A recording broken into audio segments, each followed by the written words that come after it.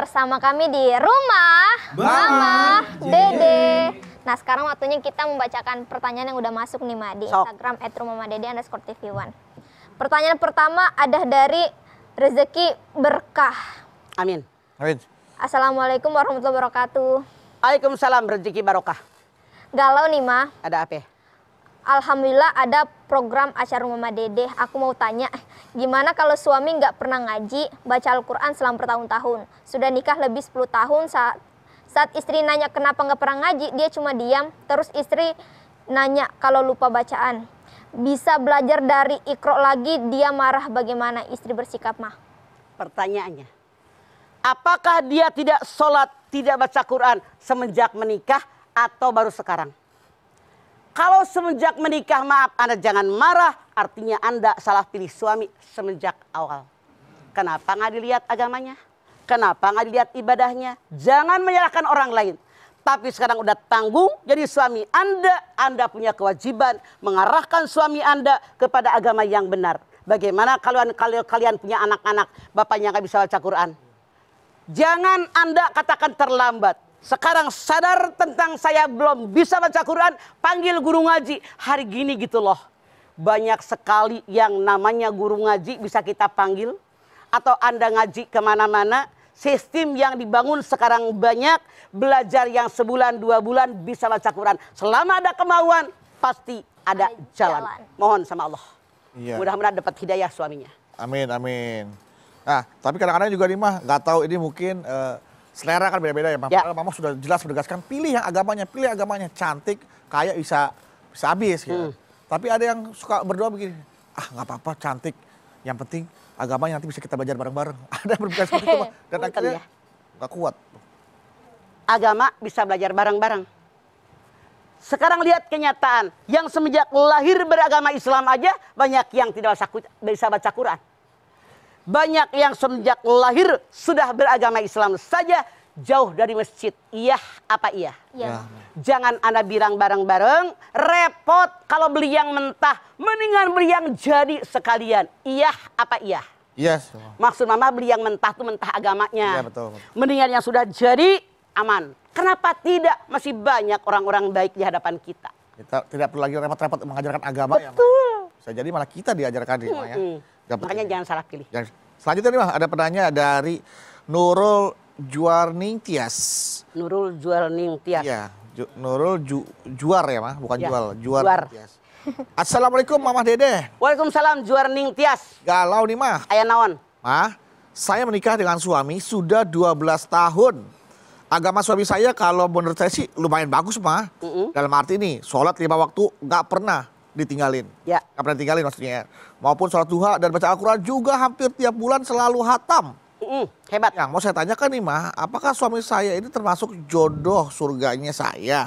Dan apa yang harus saya lakukan karena kita sebagai perempuan, apa benar kalau kita sudah menikah surganya kita tuh ada di suami? Mohon pencerahannya, Ma. Makasih. Wassalamualaikum warahmatullahi wabarakatuh. Waalaikumsalam. Anda bersyukur kepada Allah Subhanahu wa Ta'ala. Punya suami tidak lepas sembahyang yang 5 waktu. Sembahyangnya di masjid, bahkan sebulan sekali hatam Al-Quran. Ya. Ini luar biasa, tapi Anda jangan tinggal diam, Anda pun belajar agama dengan baik. Contoh suami Anda, saya yakin siapapun pengen masuk surga bareng-bareng. Iya apa iya? Iya, Ma. Jangan Anda bilang, biarin suami saya ngajak saya. Kalau suaminya baik, istrinya tidak, bagaimana bareng-bareng? Nanti suami Anda dapat bidadari, Anda mau kemana? Makanya biar kita bareng-bareng sekeluarga masuk surganya Allah. Suami sudah baik, ibadahnya baik. Kita pun mencontoh, belajar kayak suami. Belajar sama suami, kalau perlu belajar sama orang. Kita kaji ilmu agama. Saat ini banyak ngampar di mana-mana tentang belajar. Asal ada kemauan. Iya kan juga sampai ada yang bilang, udah jadi perempuan itu enak, gampang. Dapat surganya gampang. Asal nurut aja apa kata suami. Nurut sama suami. Saking memang perempuan ini surganya di suami. Lau amartu ahdan bisujudi li ghairillah la amartul mar'ata an tasjuda li zaujiha. Kalau seandainya seorang makhluk boleh sujud dengan makhluk yang lain, aku perintahkan istri sujud di hadapan suaminya. Namun Islam larang makhluk sujud dengan makhluk yang lain. Seorang istri cukup menghormati, menghargai suami. Tapi tidak semua suami. Akmalul mu'minina imanan ahsanul khuluqa wa hiyarukum linisaihim. Orang yang sempurna imannya, orang yang paling baik amalnya. Siapa dia? Suami yang sangat sayang, penuh perhatian dengan istri dan keluarganya. Contoh Rasul tidak pernah menyalahkan istrinya, tapi selalu merangkul istrinya, mengarahkan istrinya itu. Oke. Jalan yang benar. Baik. Mah, ini pertanyaan selanjutnya agak panjang nih, Mah. Nggak apa-apa ya, Mah ya? Ya. Muhammad Fadil Amri. Assalamualaikum warahmatullahi wabarakatuh, Mah. Waalaikumsalam. Galau nih, Mah. Ya. Mas, saya punya sepupu perempuan yang mana dia sudah menikah dan mempunyai anak 3. Tetapi sepupu saya malahan yang bekerja sebagai penjual nasi kuning. Suaminya sih juga bekerja tetapi jarang sekali memberikan nafkah. Malahan dia sering membentak dan berkata kasar kepada istrinya sendiri. Apalagi anak dan istrinya sering dikatain dengan istilah banyak bicara. Padahal sepupu saya hanya membicarakan perihal anaknya yang akan bersekolah di SMA. Yang dimana mestinya memerlukan banyak biaya. Terkadang sepupu saya sering menangis di mana ia tak memikirkan kehidupannya. Dan sepupu dan saudara saya suaminya malah sering dikatain dihina karena kekayaan berbeda dengan sepupu saya waktu dari pertamanya sampai saat ini di rumah barunya. Dan lebih ajaibnya lagi, orang yang menghina dan menyakiti dan menzalimi sepupu saya sebagian meninggal dunia, dan keluarga yang meninggal dunia telah mengira kalau sepupu saya telah membunuhnya dengan menyantetnya padahal dia diketahui kanker. Oke. Ini Islam mengajarkan kalau nikah dengan sepupu. Orang kaya dengan orang kaya, S1 dengan S1, S2 dengan S2, SMA dengan SMA, isi sekupu. Tidak harus sama persis, yang penting seimbang. Yang salah mana?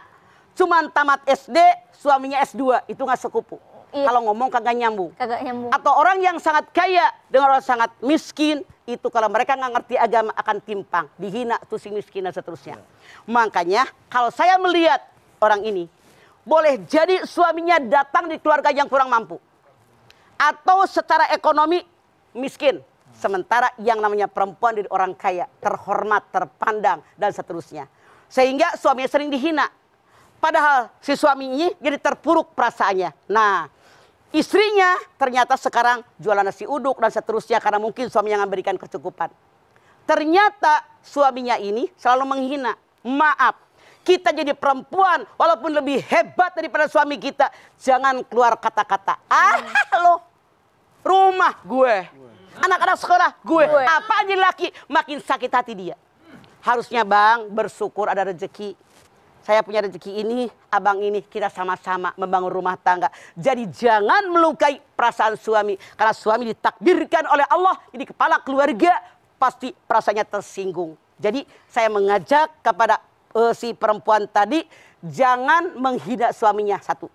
Yang kedua, suami pun harus sadar bagaimanapun kondisi istrinya. Walaupun istrinya seorang yang kaya raya, lebih banyak penghasilannya, para suami tetap punya kewajiban memberikan nafkah kepada anak dan istrinya. Tanggung jawab di hadapan Allah. Sampai ada ulama mengatakan, kalau suami tidak memberikan nafkah kepada istrinya, maka dia berdosa di hadapan Allah. Itu merupakan hutang.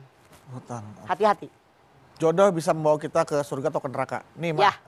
Kadang-kadang kita menikah dengan seseorang yang memang sudah memiliki keyakinan dan kepercayaan yang dibawa dari turunannya gitu, Mak. Keluarganya. Keluarganya. Hamil, naruh gunting lah, naruh apa, kita ngapain sih, buat apa gunting, misalkan gitu. Ya takut ada kuntilanak, taruh sapu lidi apa segala macam. Oke. Nah, kita sudah mengingatkan, tapi diam-diam dia masih melakukan. Itu kejawen. Iya. Kewajiban Anda sebagai suami sadarkan. Lu sadar kalau ntar lu lari, nyungsep, guntingnya terbuka, bahaya. Iya. Jadi kita sadarkan bahwa gunting, cabai merah, cabai hijau, bawang putih, bawang merah tidak menyelamatkan kita. Yang menyelamatkan kita hanya Allah. Terus sadarkan dia itu syirik perbuatan yang tidak akan diampuni oleh Allah. Hati-hati. Sebagai kepala keluarga Anda tanggung jawab. Buang itu semua. Itu kepercayaan nenek moyang kita yang diyakinkan oleh mereka. Sehingga sampai sekarang kita percaya. Buang semuanya. Menghancurkan akidah kita. Iya, walaupun Itu babak ke neraka. Walaupun harus Ya Allah. walaupun harus menyakiti perasaan istri ya, Pak ya. Maaf. Yang namanya hak adalah hak.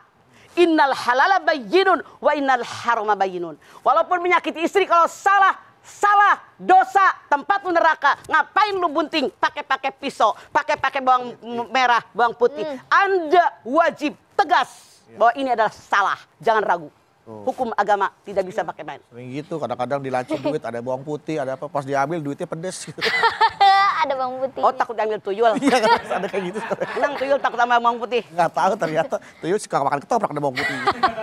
Baik, Mas. Setelah ini kita lanjutin lagi. Dan pemirsa jangan kemana-mana, tetap bersama kami di Rumah Mama Dede.